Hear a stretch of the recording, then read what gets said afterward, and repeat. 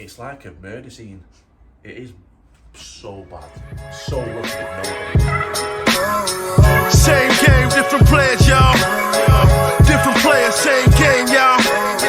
Same game, different players, y'all. But they don't hear me, listen. See, I done came from the bottom, I can never go back. I try to live my dream till it fade to black. To me, it's all a hustle. It's all a hustle. From the bottom, I can never go back. I try to live my dream till it fade to black. To me, it's all a hustle. It's all a hustle. Come and see the main man. Look, still smiling. Very happy. Still smiling. You're gonna walk around and just tell us sort of what's happened, aren't you? You're gonna explain to us. I know it was set on fire, arson. The police, fire engines and all that have been here. Just give us a little whistle-stop tour of what's happened. Where is all the main damage? Upstairs, that's where it started because there was a fire. First fire was out the front of a flare, and then the next one was up on the first floor. So top two floors got it the worst. Down here's more water damage. Yeah. Off everything, off putting out the fire. So. And this was a fully rented out, Oh yeah, serviced that was, accommodation, yeah. fully furnished. It was Yeah. up and running. It was making you money. Yeah, I was open to contractors and weekends, but the guests were actually out on the weekend on this one. So when they come back, So that was lucky, wasn't it? they Really? come back Saturday night. They come back to the fire. To the fire. Yeah, so it was up and running, making money. But Jeez. I mean, even if you can see, you can't see it on the camera. Like I don't think you can anyway. But all the ceilings are just completely wet. From the ground floor, it looks like there was a leak, but also because there was a fire in the roof. I can only imagine the fire brigade had been spraying the roof, and the amount of water it took to put the fire out. It's just falling through the plasterboard and just come and just soaked everything. Like all the floor is just completely ruined. All the couches are ruined as well. All the walls, the plasterboard. I mean, you can see how much has actually come through. Mate, this is pretty bad, isn't it? bad, but it could be Yeah. worse. It could be worse. Could be somebody trapped up because next door neighbour's wife Yeah. was trapped on the third floor, so she got out. So this was the worst house, but bad. But it can always be worse. Like it's. Take note of that as well. So even though the worst thing that could have happened to him in his business, he's still thinking about his actual customers. So even though, yeah, it's a loss for him personally, financially, but he's still thinking of the person, making sure that they were safe, which is, you know, not many people probably would think like that. No. But Let's go upstairs. Let's go and see the damage upstairs. all right through. This most of it would have came from here. So. Jeez, go in there. This is, honestly, this is really, really bad. Yeah, so this is probably the best bedroom out of the lot. As you can see, the fire started at the back, travelled across this floor. So this is quite bad. You can see right through to the roof. On this one, out the back, wow. Hit here, came down the roof, landed on, there's a gutter there. As you can see, there's the gutter at the other side, it's landed there. As you can see, that the fire's ripped through the entire ceiling. I mean, we've got 100mm Kingspan here. We've got the exposed fixings for that Kingspan and plasterboards. We've got the roof timbers there. We've got the ceiling timber joists. The fire, this, I mean, I'm still getting drips on actually from the wet, but this must have been an absolute blaze. Oh, it's terrible, because that next door, when the first fire went off, he was downstairs, so he couldn't sleep with the shock. So when the second fire went off, he heard the crackling, got his wife out. So as you can, when we go upstairs, you'll actually see it burned right into next door. So I'll show you upstairs. So these floors are weakened from here up with water and fire, Yeah. so you have to be I mean, careful. there's just ash, and it smells of smoke. Like, you're not going to be able to get this on the camera, but it's like a murder scene. It is so bad. So lucky that nobody was in the property. I mean, it was rented out for the night. Was it a Saturday night?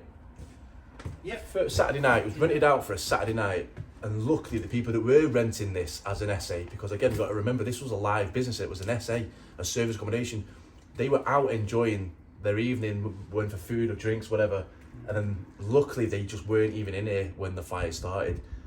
And it was like local kids, youths, shooting flares that hit the gutter, got lodged in the gutter. As a flare, you know, a flare burns for a long time. They're for emergencies that found on boats. It must have caught fire to the gutter and then just lit a blaze to the entire roof.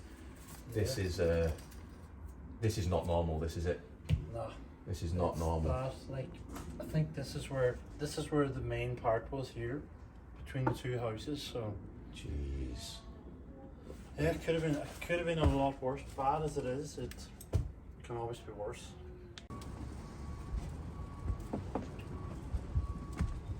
Gee, this is like the main part of where the fire was. I mean, as you can see, this whole, I mean, it's just been burnt to a crisp.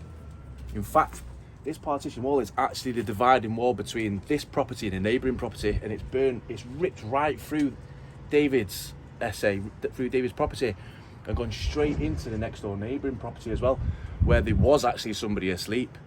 And then as you can see, I mean, there's holes in the floor, there's holes in the ceiling, I can see daylight. The fire has just burnt through. There's no beds, there's no radiators, they've been burnt. The ensuite is just completely gone. This is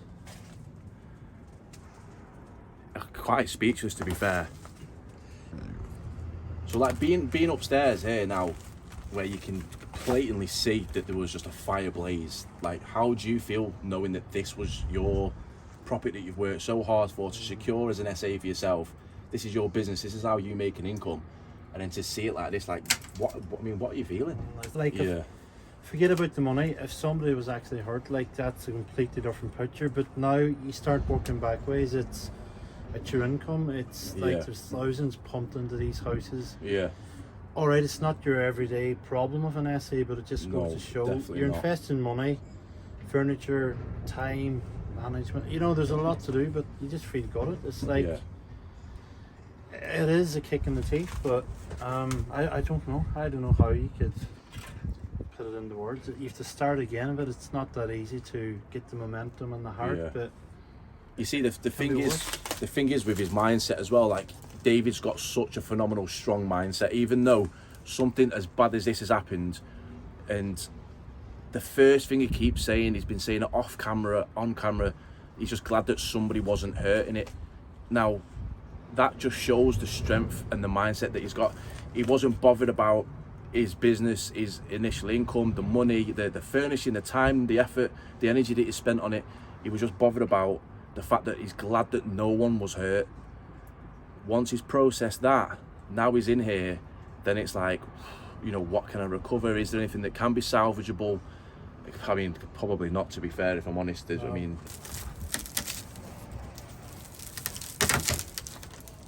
like that is actually a timber batten for the roof, and it's just come off in my hand.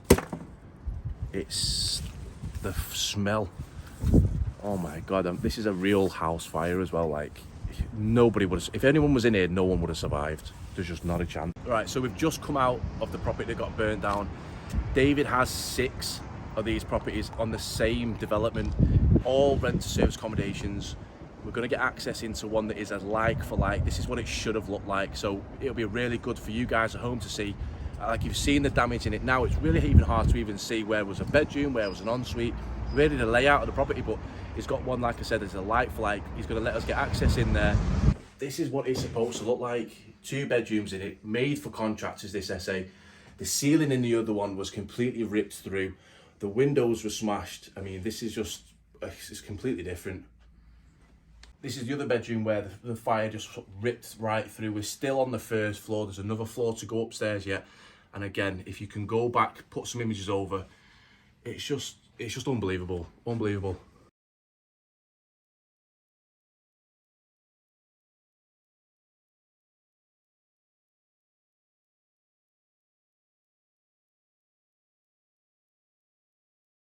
So now we're upstairs in the main bedroom where the ceilings have completely come through. There was a huge gaping hole right behind where the camera's been put now.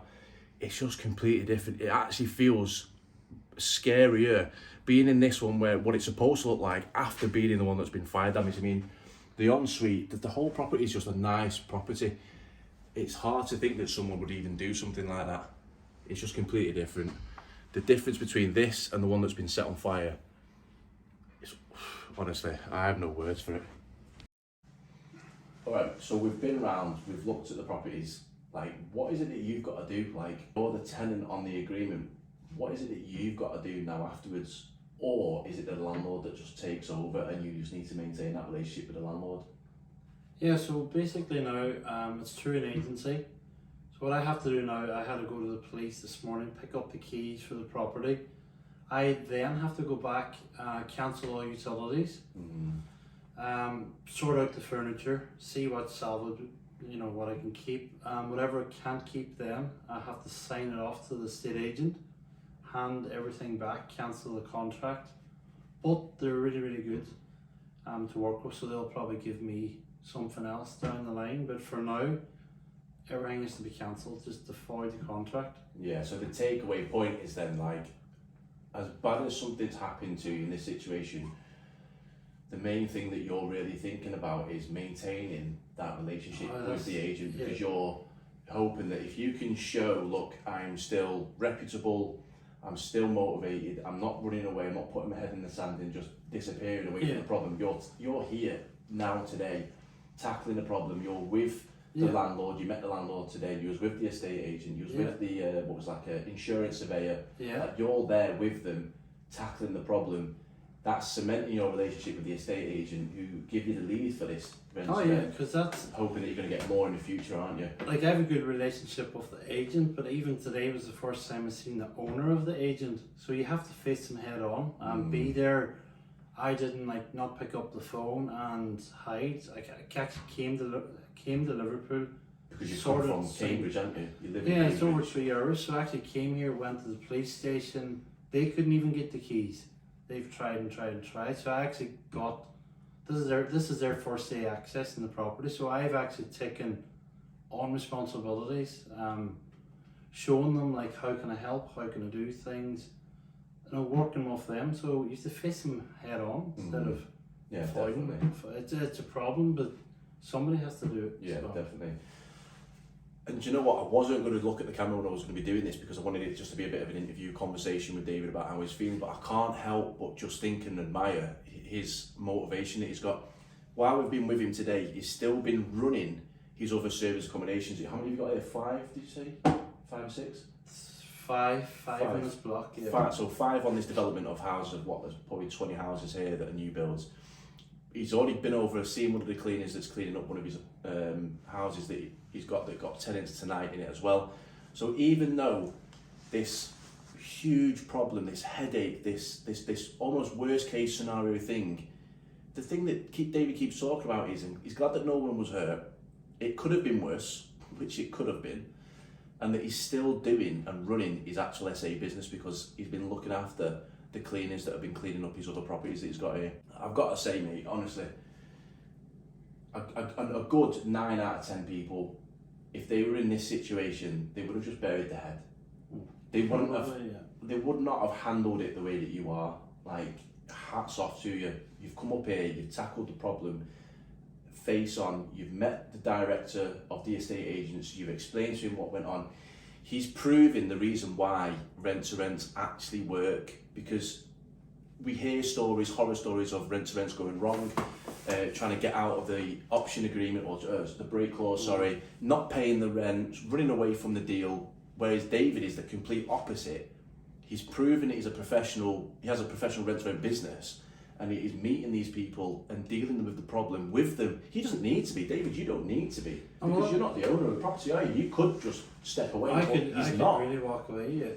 That is something that I really want the audience to understand. Like, you have stepped up to the plate above and beyond of what you actually need to do, just to ensure the future of his business and the future of his SAs that he's already got with this estate agent is still just as solid. Or in fact, I know for a fact that after this, after the weeks and the months that go by, his relationship with the estate agent will be a lot stronger because of the way that you've conducted yourself. Yeah. The way that you've handled yourself in this situation where a good 9 out of 10 people would have just run away and thought, oh, I can't handle this, I'm not strong enough for it. You've ploughed through it, mate. Well, that is one thing, as you say too, because a lot of people rent essays. It's easy, but it's also really hard. A lot of people go into it, do all their numbers wrong. Nightly rates are wrong, expenditures are wrong. They take on deals from agents and they can't afford to pay the rent, and then they're taking them off agents. And this deal wasn't even easy at the start, was it? This was hard, yeah. Because you had a nightmare manager beforehand who is known to us all, and you've managed to window them out and put a brand new manager in who you're saying is really, really good, who has SAs in Liverpool as well, and then this has happened. Yeah. So that's because I had to take on a lot of responsibilities, do things myself, get the furniture in, to manage how to go, sort out utilities. There's a lot to it. Help stage it, get it ready, but you have to do it right, and 9 out of 10 don't. They think they're doing it right, but if done right, it will work. I had even meetings today in Liverpool with other agencies, so you have to just keep moving forward. You've got to keep ploughing on. This is not a negative video at all, not one bit, because what this is actually showcasing is David's will and push, motivation, desire to just really just tackle the problems and just keep going forward no matter what. You never take a step back. In business, there's always peaks and troughs. There's always times when you're winning, there's sometimes that you're losing, there's sometimes that it's just mediocre. But this is really a video to highlight David's just true bloody potential, man. You've got a proper grit, and that is one of the best words I can probably describe. It's like you're showing pure grit. You're not just giving up, you're not just thinking, oh, this is too hard. Like, you're turning up, you're doing all these things, building these relationships and still running your business when, let's face it, nothing really worse could happen to an SA business, could it, except for it being set on fire. Of course, there's other things that we can probably think of, but someone setting fire to your SA is probably one of the worst things. And again, I know I've said it twice, 3 times over, he keeps saying he was just glad that nobody was hurt. Mate, hats off to you. Yeah, thank you. I appreciate you getting us down here. I appreciate you letting us come around and seeing it, and the fact that he's just still smiling. Like, the guy just doesn't stop smiling, even through this like terrible time. So, mate. Alright, thank you for coming down. Hats off to you, pal. Hats off to you. This is highlighting some of the raw truths of what happens in a rent-to-rent business, and I really just wanted to showcase David on my channel, his grit, desire, his power, and his motivation to inspire other people that look in your property business, whether it's sourcing, you're doing developments, or even rent-to-rent, service accommodation, there's going to be problems, and how you handle them problems is going to determine the outcome on it. And the way that David's handled this, he deserves as much as a solid relationship as he does afterwards, even more success with his rent-to-SA business. And I just wanted to close off this video here and just say again, mate, you are an inspiration. Thank you. Thanks for coming down.